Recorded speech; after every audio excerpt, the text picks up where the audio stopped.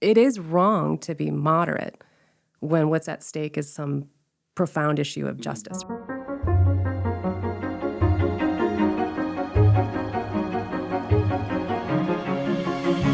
Hey, I'm here with Lindsey Hankins, PhD from Princeton Theological Seminary, who is a theologian and a smart person. So happy to have you here. Thanks Okay, for having can I me. make a political confession? I would love to see in the presidential race Nikki Haley versus Kamala Harris, and they both have female VP picks. Because Care to comment? I just think it'd be great. I just think this is great. I mean, do you think American Christians are ready for a female leader of either party? No. No. I mean, I would love to see that. I would love to see a competent female leader, right? So like we're not just hiring and putting people in place because of these identity politics, but because they actually have the credentials to stand behind it. Of course. And I mean, the blowback when any woman rises up the ranks, it's not like we're not talking about policy anymore, right? When we're critiquing these women, we're talking about that they're women in all these kind of cloaked ways, right? Why are we still doing that? Isn't that something we've like eradicated? No. I mean, what I mean to say is should have eradicated. Like, how are we still having a hang up about this in 2024? We have a hang up about this because there's been just so very few things that we've stacked hands on for millennia. And one of them is that women in every category that counts are somehow less than. So we've always been more morally suspect. We've always been sexually suspicious. We've always been intellectually deficient in some way, right? Like with smaller bodies, smaller minds. And I think there's just no way to get away from how that stuff just sinks in and is built into the fabric of policies and procedures and structures and institutions in a way that we have outcomes that we wouldn't even plan for based on biases that outpace us, right? Like that I may not personally have these biases, but I'm kind of living in an ecosystem that keeps them up and running. Right. I mean, So we can like the idea of having a woman in politics and a woman at the head of the American political table until she's actually there. And then you're like, wait, what do you call her husband? Like there's all these kind of small little things. You call him the first gentleman. First man. The first man. What do we call this guy? Because we didn't have to think about it. The first man doesn't sound right. We would have to think about that. Yeah, well, we will have to think about that. In my dream scenario, that will be the burning thing to get over. In my dream scenario, Nikki versus Kamala, we would have to think about it. Yes. Because it would be a woman either way. I would love to see two competent women running this country. Yeah. I would hate to have to listen to the ways that they would be interrogated in those positions, not because of what they're actually doing, but because of who they are. Yeah. I'm just tired of having to listen to that. And I wonder if a number of other people are too. I noticed you went really fast to the idea of competence. Like you wanted a competent woman. Mm-hmm. And twice I said it, right? Maybe a lot of people wouldn't focus on that. Like, do you see that in the world, even among Christians and in theology, like that there's a kind of feeling like women have to be twice as competent to be equal or something like that? Like, is that where that's coming from? Do you see that in your world of professional experience? Well, my own anecdotal experiences would be that because I am a theologian and because particularly in grad school was trafficking more in like moral philosophy, that those are realms historically and currently that are pretty male-centric. And so on some level, being a woman, simply being Lindsey Hankins, opened doors for me in a little bit easier way than maybe some of my other colleagues who had similar talents, similar GPAs, similar track records. What do you mean because people wanted to have women in that space doing Because well? when I was taken in at Princeton Seminary, for instance, I was the only woman in my cohort. When I was taking courses at Princeton Seminary and Princeton University, my last semester of my coursework, there were 16 of us, who were taking 2 courses together at each institution. And I was the only woman of 16 in both those classes, for instance. So there's an element of like, you're the elephant in the room, and they need to up their numbers of women. And so they're looking for competent women. And I never wanted to be the best female theologian in the room. I wanted to be the best theologian because it mattered to say truthful things. It mattered to become wise. So you feel this pressure to not only validate your competency externally, but you have to do it to yourself though too. I didn't get in this room simply because I'm a woman. I got in this room because I deserved to be in here, because I did the same kind of quality of the work of the people around me. So I now forget your original question. Other than that, doesn't matter. competency matters, I think, because I still think there's these tales we tell of like, well, you know why so-and-so got in the room, right? Like there's all these ways that Sure, like we undercut someone's. so Kamala Harris, the newcomer to the race, has already been called a DEI hire, for example. Which is just such a sneaky, childish, playgroundy way of undercutting somebody who has done some really significant work. Yeah, and you may not agree with that work, or you may have a different political philosophy that Right. doesn't allow you to vote But for to her. like categorically undercut somebody Sure. because of that is just cheap. Because you're talking about your experience as the only female in a cohort of theologians at a high level graduate institution, I wonder if I could ask, if it doesn't seem too on the nose, like, do women do theology differently from men as a whole? Is there something about women doing theology that, or even, I mean, I'm also thinking about women potentially in leadership at the highest level. Like, do women lead differently from men? Is there some kind of essentialist thing we could look to, or isn't there? Well, I can tell you that I was the first person in Princeton Seminary's distinguished timeline to ever take maternity leave. So that was in 20. Can you say that again? I was the first person to take maternity leave. As a student. And it was a maternity policy. You mean not technically, as a student, as a student in a PhD program, candidate. you were the first Yep. Princeton Seminary student to take that. maternity leave. Which took us years, by the way, to push for. Seems like that should have happened. Didn't. I thought that was a super progressive kind of place that would have It had also meant something like that. When we built this gorgeous library, it's the best theological library next to the Vatican. I absolutely love this library. I've spent my life in there. And this maybe is getting a little too personal, but here we are. It took us years of arguing with a number of forces on campus, and I really enjoyed my time. I will just say this. I enjoyed my time at PTS. I am grateful to have gone there. Yeah. But it also took us years to get sanitary napkin disposal units in the women's bathrooms. When they literally built the building, they did not think about the fact that women's bodies would actually be in it. Right. And so that would be one example where women do theology differently, because I was the only one in my cohort pumping after I had my babies during my doctorate. Pumping breast milk. Yes. So like I'm in my little Carol, my little PhD office. Yeah. And then I have to walk my little things of milk over to our communal fridge and set them in there next to my wonderful male colleagues who are trying not to be like secondarily embarrassed, or who are fathers and who couldn't care less. But that's different, right? Like I didn't desire to take a couple months off after having my kids. I was devastated, like body, mind, soul, by having kids, and needed to take way longer in that program than maybe a male colleague necessarily might. So there's some like real essentialist differences in that way of how men and women might navigate a professional career in theology in particular. I would say beyond that, I get a little scared to start making like, well, we're gentler, we're kinder, we're softer, we're more nurturing. I just wanted to see if I could lure you into an outrageous statement, because this is, okay, here's the thing I'm noticing on the political. I would say in general, again, anecdotal. Yeah.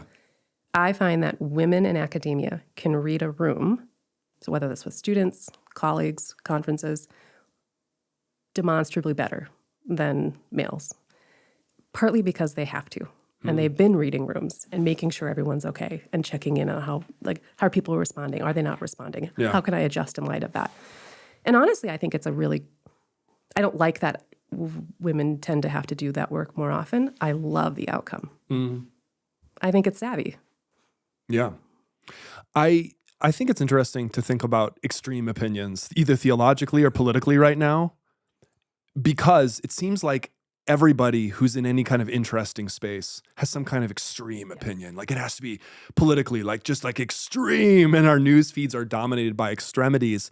But every thoughtful person that I would talk to across this table is always like very moderate. They're always like balanced, and they're trying to balance things. And I'm thinking of this quote by a political and cultural thinker I've sometimes enjoyed named Terry Eagleton. And he has a book called After Theory. I think it's in his book After Theory. He says something like, being a moderate is great, except if the question you're a moderate about, one side happens to have way more of the truth than the other, which is to say, every interesting political conversation. So basically he's saying being a moderate sucks.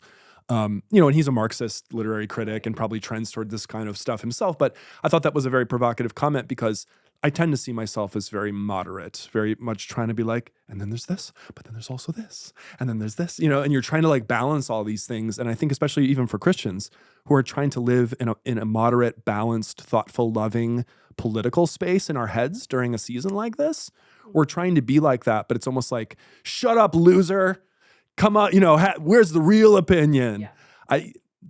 Talk to me about that. Like, do you think good political moral theology, is it going to be moderate in its nature, or is it going to be extreme? Well, yeah. So I actually would want to pull apart some of the terms that you used.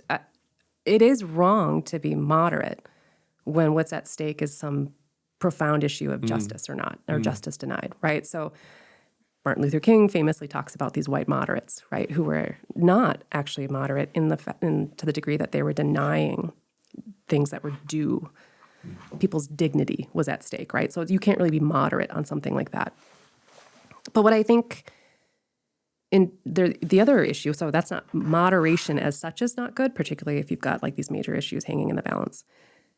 Complexity, I don't think, is necessarily the same as moderation, right? And my 2 cents would be that the issue is less about people being moderate. The problem is that most people don't have the interest, the bandwidth, the time to hear something complex. So it might on a surface level look like I'm just choosing the middle road, the in-between, but really it's because I've looked at this thing in lots of different angles, and it's more complex than a yes or no. It's more complex than like, obviously it's yes, obviously it's no. The times where we have to sort of weigh in like a civil rights movement about like what people deserve, that seems to be, there's those cases. A lot of it's just much more of like, well, if we took this into account, we'd have to say this. And if we took this into account, we'd have to say this. And actually most of our decisions are tragic in some way, right? Because I won't always get the outcome that I want without some pretty significant blowback. But that's not sexy. Like that doesn't have like a great tagline on C-SPAN. And that's not like something that you can run a campaign on and put a poster up about, right? Like that kind of nuanced thinking, like nuance, who's time for that anymore? Well, it reminds me of the famous American religious historian Mark Knoll has this book called something like Slavery as a Theological Problem or something like that. And he basically talks about slavery that way in terms of the United States Civil War. On the one hand, you have a somewhat clear, with verses and stuff in the Bible, clear argument for slavery. Ancient Israelites were allowed to own slaves. There were rules around slaves and so on. You even have a couple slaves coming up in the New Testament. But then the argument against slavery is actually very nuanced. It requires like maybe 2 or 3 steps. And you could maybe think about, there's this letter about Philemon and, right. There's a suggestion here. And if there's no longer, and the it's moral arc of scripture. So this is why Americans, we didn't, it was like tough to figure out this very clear to us, clear now moral issue, because it was actually a little bit complicated on the terms of our faith. Does faith require complexity? I could imagine a lot of people saying, no, faith doesn't require complexity. You're supposed to be like a child, right? Mm-hmm. Well, first of all, children always get the short end of the stick on that, right? They're all just idiots. Some are. Like I could name some stories here of some pretty idiotic things. I'm holding back like 3 comments right now. That I'm not of our own individual I'm not going to go there. No, yeah. Children get the short end here. But here's simple and simplistic are not the same thing. So to say that God is love is a simple truth that a child understands. And because, Lord willing, they have been less damaged by the world, because they have a hope that is bigger and bolder and badder than you and I could probably hold on to at this moment because of our own life experiences, kids have this simple but true understanding of who God is when we say something like, God is love. That's different than simplistic, which is like turning your brain off, closing your eyes to difficulties. Simplistic statements are not great, right? And that is like a form of fideism, right? Like this idea, like Believe it because you believe it. Don't think about it. Thinking about it tarnishes it. Fideism, from a Latin word fide for faith, means just like faithism. You just believe it because you believe it. And actually, you can't interrogate it with your reason because reason is damaged. Reason will lead you astray. Belief, willing yourself to believe, is actually the important thing. That's not great. I mean, you think that that's bad, the idea of just a fideism, of trying to will yourself to believe something, even irrationally. No, I think it is bad. If God's not kidding when he says that he's the way, the truth, and the life, then truth is something that we pursue, and we should pursue ardently. Because in true pursuits of truth, I should say real pursuits, genuine pursuits of truth, we can trust the God who wants to be found and that he is true. So when he says to love us with all of our minds, hope, our minds, bodies, soul, strength, I don't think he's kidding about the mind part. That these capacities to reason, these capacities to be skeptical, to doubt, these need not be negative. These are ways that we get at something that we can hold on to with both hands. And that isn't flimsy when life gets complicated and when life gets hard. There's this real trick when you're a teacher and when you're a parent of trying to say simple and true things that you're not going to have to backtrack on later when life gets complicated. And that's the difference between, I think, simple and simplistic. I notice, though, that in our culture today, and even in churches sometimes, not always, there's a kind of anti-intellectual kind of atmosphere sometimes. There's a kind of anti-institutionalism. There's a kind of negativity and dislike of elites, people with elite educations or elite belonging. Tell me, though, let me float a statement to you. Tell me, do you think that this is too cynical or negative?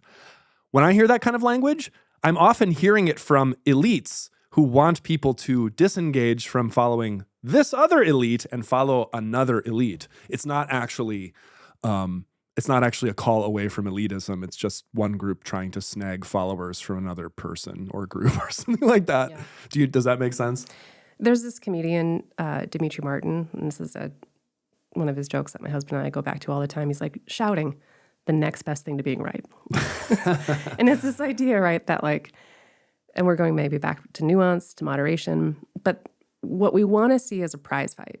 What we want to see is who wins. It's like this pugilistic sense of truth. If you're the loudest, then you must be right. Or at least, and maybe I don't even care about right anymore, you're the most compelling to watch. Strongest. It's interesting. It's engaging. It's good content. To be strong is a virtue, maybe, though, right? Maybe it's taken too far, but maybe to be strong and to be able to control an environment is a certain kind of moral virtue, do you think, or not? I think the wisdom to know when you need to take leadership in that kind of form versus not is the moral virtue. I don't think strength in and of itself is. I think we have, at least from a Christian perspective, pretty strong testimony that strength can come in very surprising forms, like, for instance, a cross. I was reading a novel by the Nobel Prize-winning novelist Jan Fosse. It's called Septology, and a character in that novel has a line. I read it before bed the other night, and it kind of stuck with me. The line was something like, the character says, life is just not understandable. And that kind of haunted me for a couple of days. I wonder, now that I have my chance with a fancy moral theologian, do you think life is understandable for Christians, for anybody?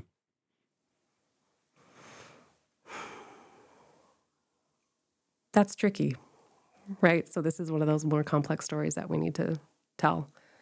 The answer is yes. Yes, life is understandable. And no. And it's not understandable. I knew you were going to say that. I knew it, but... Here's why. Anything truly complex, anything that exists outside yourself, anything that has a life beyond you is going to necessarily be more complex than you could possibly wrap your mind around. I know my husband better than anyone else on the planet. I know him really, really well. And he is still, in many ways, a mystery to me. I truly know him, but I don't fully know him. And I can't, because he's constantly changing, and I'm constantly changing because we're actually alive.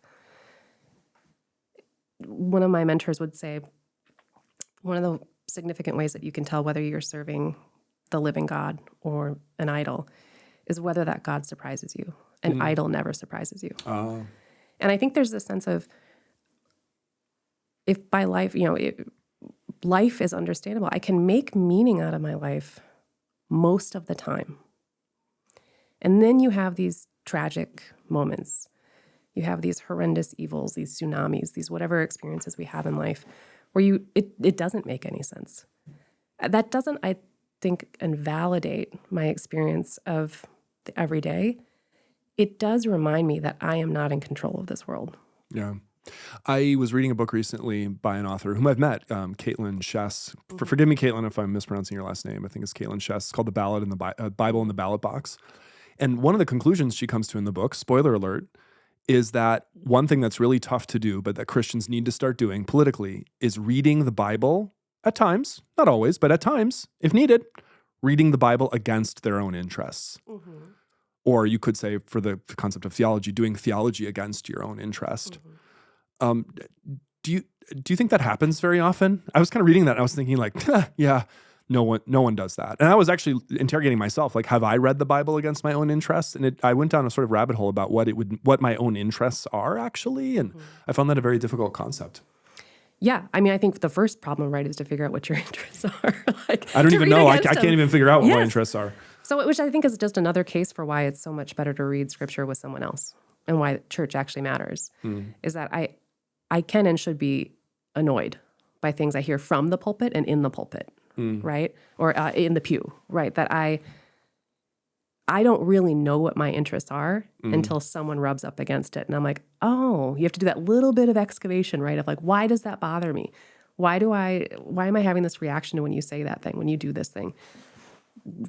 Communal Bible reading is important because for a lot of reasons, not the least of which, I just can't step out of my own brain, my own experience that easily. Mm-hmm.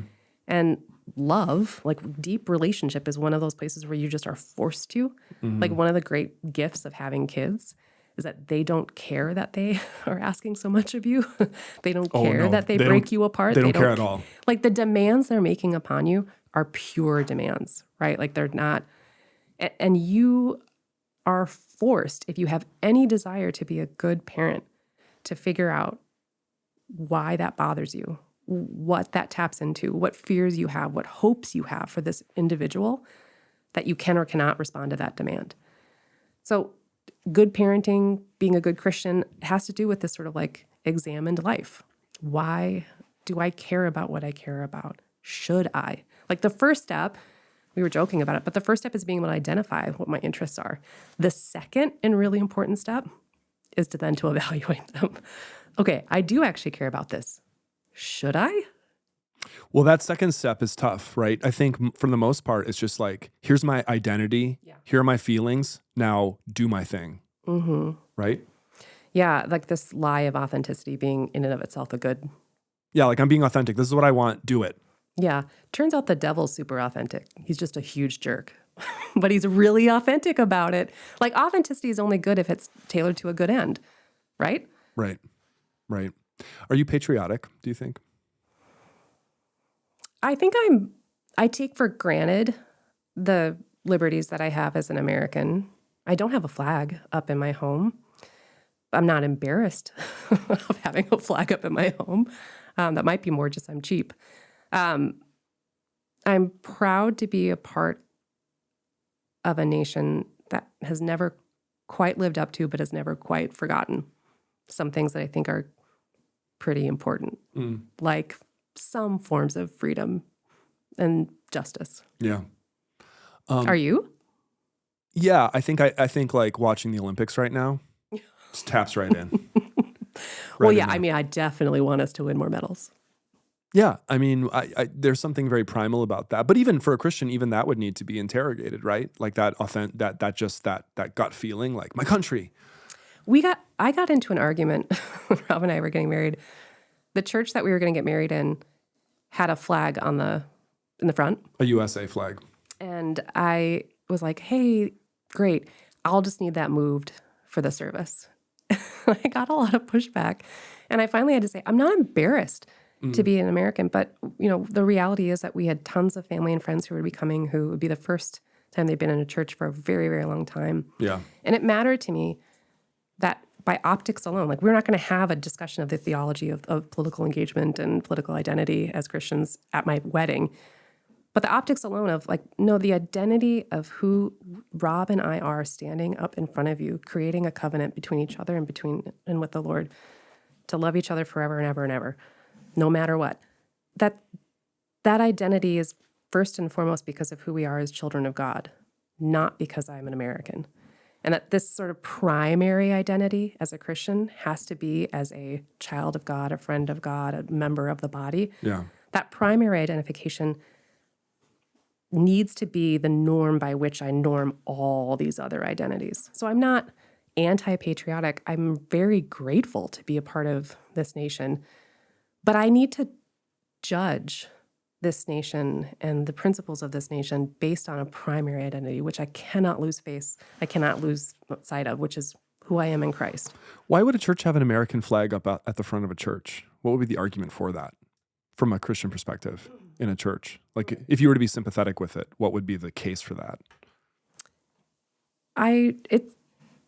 It's harder for me to be sympathetic towards it because it does, to me, tap into maybe more misconceptions about America being uniquely blessed as a nation, as if we had some sort of special relationship with God that these other nations don't. And we're sort of intimating that with the fact that we are literally juxtaposing the cross and the flag together in one sacred space. Mm-hmm.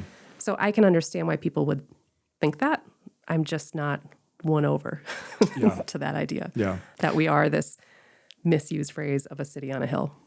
Do you, speaking of moderation and extremism in politics and theology, do you have any extreme theological views? You asked me this, and I know you're just baiting me, but here's my answer. It's fun. I know. I want to know. You're going to be upset about this. Okay. My extreme position is God is good.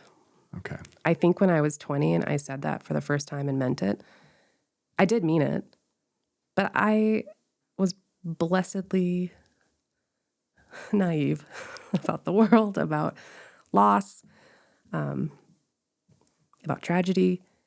And in my 40s, I don't have that luxury anymore. And so what was a true statement, but pretty simplistic when I was 20, is a pretty radical claim for me to make in the mid-40s. To say God is good, even though.